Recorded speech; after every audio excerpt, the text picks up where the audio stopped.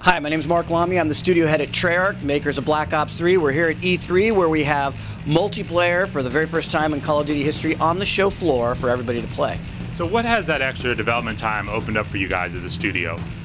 It really gave us an opportunity to experiment, create new technologies, and actually fail. Like, it's a creative process making these games, and if you want to, for us, we want to make something new and exciting and fresh every single time, bring all kinds of new experiences.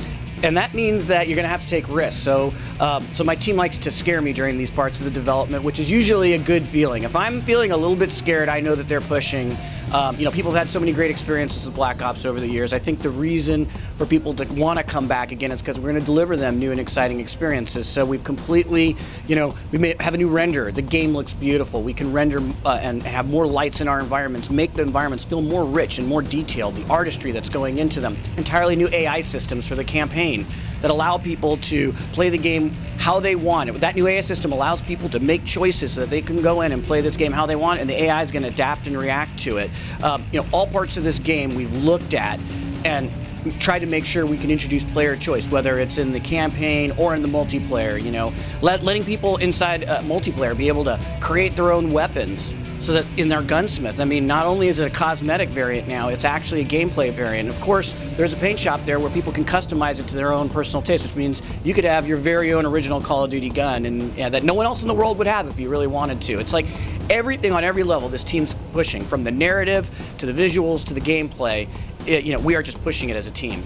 Now let's stick with multiplayer for a minute. Talk a little about the specialists and what they open up from a gameplay perspective. So one of the things I love about the specialists is, first, it's a chance to bring some actual narrative into the multiplayer. They have voices, so when they're on the battlefield and you've chosen one of your specialists, you actually can identify, without even looking at, who's talking out there, whether that's Reaper or Seraph or whatever it is.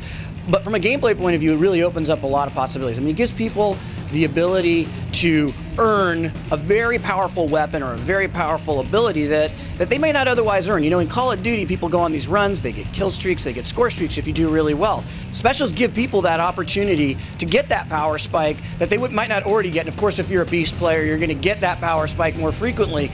But it injects, it's a variety of gameplay. It's another layer of strategy. I think players are now going to say, hey, not just what weapon are you playing with, but what specialist are you playing with? And I think it's going to add a whole nother layer of depth and strategy to the game and replayability. And speaking of depth, there's also swimming for the first time. Talk a little bit about that element of what it adds to multiplayer maps. So, yeah, we have all kinds of new movement systems, and one of them that we wanted to do was introduce swimming. And there's a lot of physics involved when you go underwater, and making sure that when you throw a grenade, it reacts and responds appropriately, and being able to move and have the movement still be fluid within the game. We don't want people having to relearn an entire new movement system. So it feels really good, and it creates a whole nother play space underneath the map for the maps that have swimming. Not every map will have it, but the ones that do, it's a whole nother strategic layer. Imagine having to defend a point underneath the map there, and it's exciting. It's exciting to play. It's exciting. You can use it to stealth around and to pop up on enemies, and it's just an exciting new play space that we've created inside of Call of Duty multiplayer. Can you talk about how you've accelerated the pace of the game for the ability to do everything from wall running to slide, and how everything's a little bit quicker?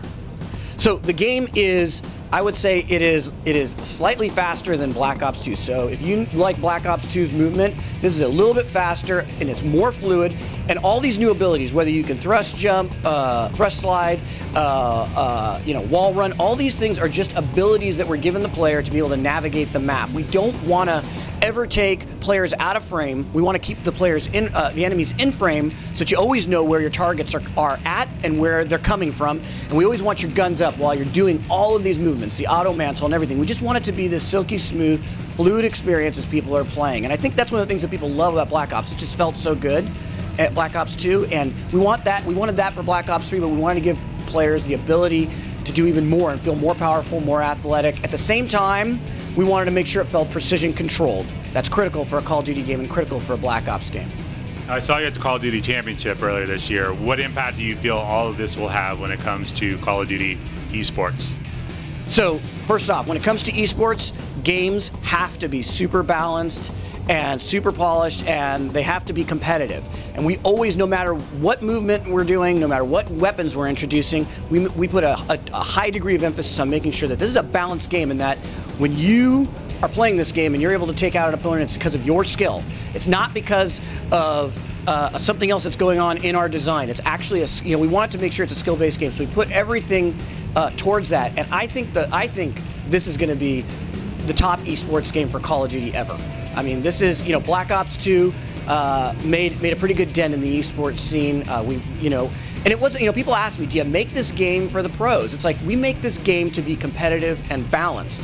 And if you ask the pros, that's what they really want. They want a competitive and balanced game. And if you ask, a Joe Player on the street, what do they want? They want a competitive and balanced Call of Duty game. I don't actually see that we need to make games for two different kinds of people. It's part of our ethos, part of our design Bible, is to make well-crafted maps, well-balanced weapons, so that they are balanced and that it is a skill-based game. And as you get better, you will be better at playing this game.